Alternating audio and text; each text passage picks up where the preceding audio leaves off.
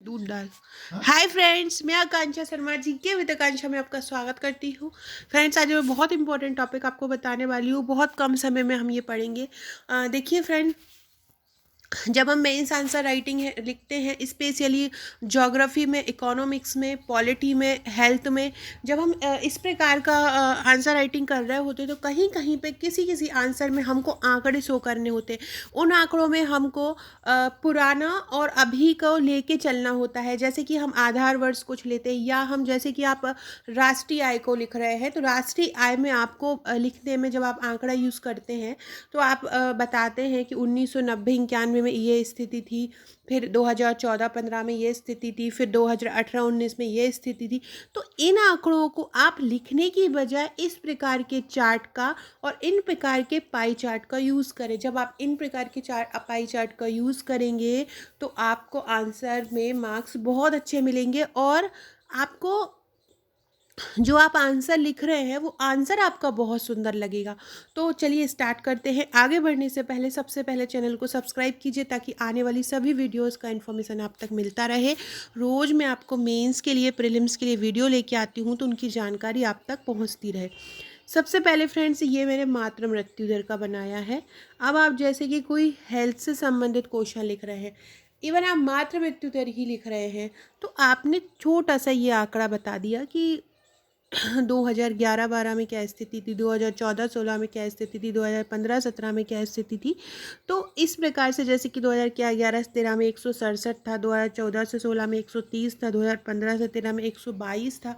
और फिर ये तो आप बनाना जानते होंगे कि यहाँ पे आपने कोई भी जो भी आप आंकड़ा ले रहे हो वो लेवल आपने यहाँ पे उसका आधार ले लिया। तो इस प्रकार के जब आप चार्ट का यूज़ करते हैं तो आंसर बहुत सुंदर दिखता है। इसमें ये जैसे कि ये मातृ मृत्यु दर वाला हो गया। अब कोई इसमें ये शिशु मृत्यु दर वाला हो सकता है, या भारत में स्वास्थ्य में जीडीपी की स्थिति लिख रहे हैं, या आप इसी प्रकार में आप अपना प्रथम, द्वितीयक और तृतीयक क्षेत्र का लिख रहे हैं, वो बताती हूँ मैं। जैसे कि ये आपने बनाया और प्रथम क्षेत्र बनाया यहाँ पे, यहाँ द्वितीयक क्षेत्र बनाया और ये तृतीय, या ऐसा कीजिए, एक सेकेंड।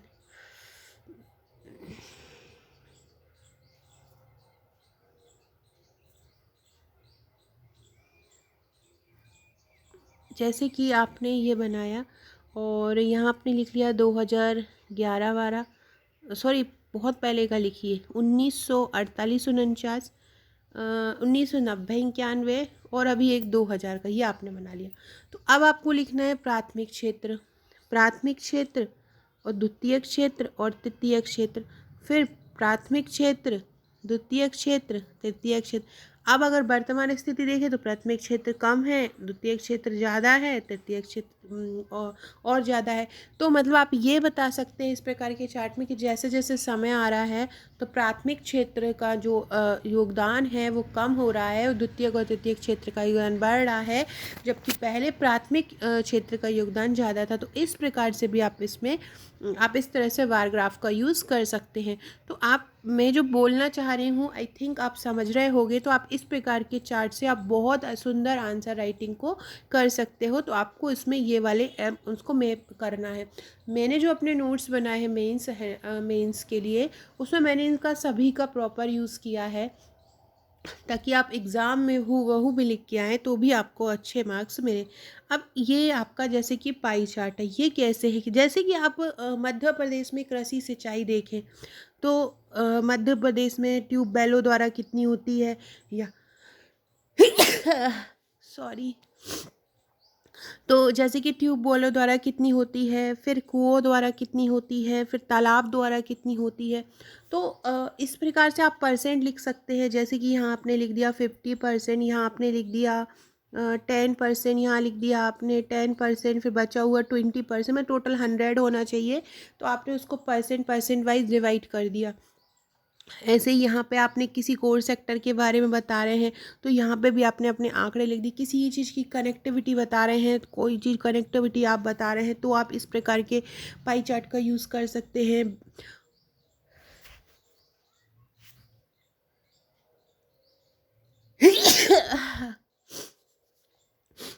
Sorry friends.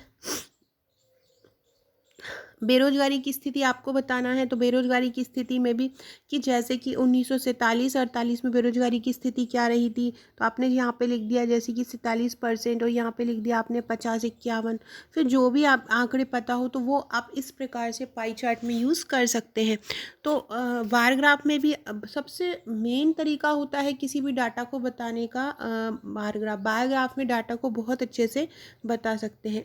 ऐसे ही देखिए जैसे कि किसी चीज़ की सिंचाई बता रहे हैं, कोई बेरोजगारी बता रहे हैं, किसी की दर बता रहे हैं, कि स्वास्थ्य की स्थिति बता रहे हैं। स्वास्थ्य की स्थिति जैसे कि भारत में स्वास्थ्य की स्थिति बताइए, तो भारत में डॉक्टर कितने हैं, भारत में नर्सेस कितनी हैं, वार्ड बॉय कितने हैं।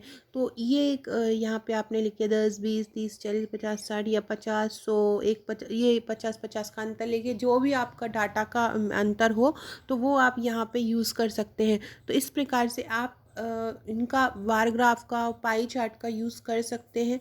फ़्लो चार्ट का यूज़ कैसे करते हैं, फ़्लो चार्ट के लिए मैंने एक अलग वीडियो बनाया है, तो उसमें मैंने बताया है कि आप किस तरीके से 3 पॉइंट हो तो कैसे फ़्लो चार्ट बना सकते हैं, 4 पॉइंट हो तो कैसे फ़्लो चार्ट बना सकते हैं। तो आप उस प्रकार से उसमें फ़्लो चार्ट का भी यूज़ कर सकते हैं। देखिए इस प्रकार का भी आप यूज़ कर सकते हैं।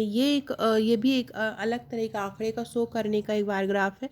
इसमें क्या कर सकते हैं, जैसे कि कोई स्थिति बता रहे हैं आप, जैसे कि आप प्रति व्यक्ति आय का बता रहे हैं या भारत से विश्व की तुलना कर रहे हैं, और कोई चीज़ बता रहे हैं, तो उधर पे आप बताएं कि कैसे इधर पे बढ़ी है, फिर घटी है, फिर बढ़ी है, फिर घटी, और अभी उसकी स्थिति जो है वो स्टेबल चल रही है, कम ही चल रही है। मतलब पहले से जिसकी स्थिति अब कम हो गई हो, वो इसमें बता रहे हैं। जैसे कि महंगाई दर आप बता रहे हैं, या कोरोना का कोई आप बता रहे हैं डाटा। तो इस प्रकार का आप इस प्रकार के फ्लो चार्ट का भी, इस प्रकार के भी बार ग्राफ का भी आप यूज़ कर सकते हैं। तो ये कुछ ऐसे बार ग्राफ थे जो एग्ज़ाम में बहुत ज़्यादा इम्पोर्टेंट होते हैं। ये जैसे कि ये आप इस कर सकते हैं कि ये भारत की स्थिति, ये विदेशों की स्थिति, ये भारत की स्थिति, ये विदेशों की, या विदेशों की स्थिति, ये भारत की स्थिति। तो आपने लिख दिया यहाँ विदेश, यहाँ देश, यहाँ विदेश, यहाँ देश। तो देश और विदेश को भी आप इस तरीके से मतलब फ्लो चार्ट में, बार ग्राफ में इस तरह से भी आप यूज़ कर सकते हैं देश और विदेश की स्थिति को समझाने के लिए। तो आप इनका यूज़ ज़रूर कीजिए। एक होता है कि रट के लिखना, एक होता है समझ कर लिखना।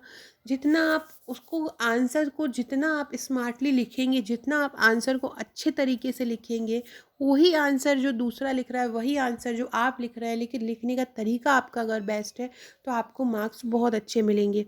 तो इन चीज़ों का ज़रूर ध्यान दीजिएगा, और मैं बाकी सभी चीज़ें आपको चैनल पर बताती रहती हूँ। इसके अलावा फ्रेंड्स, ये मेरे मेंस और प्रीलिम्स का पैकेज है। 61 बुकलेट आपको मिलेंगी, ये सभी हैंड रिटन नोट्स हैं। और अभी हमारे चैनल पे आज रात 12 बजे तक 10% का डिस्काउंट है, तो आप ये ले सकते हैं। ये सभी 3 मार्कर फाइल है जिस पे भी 10% का डिस्काउंट है।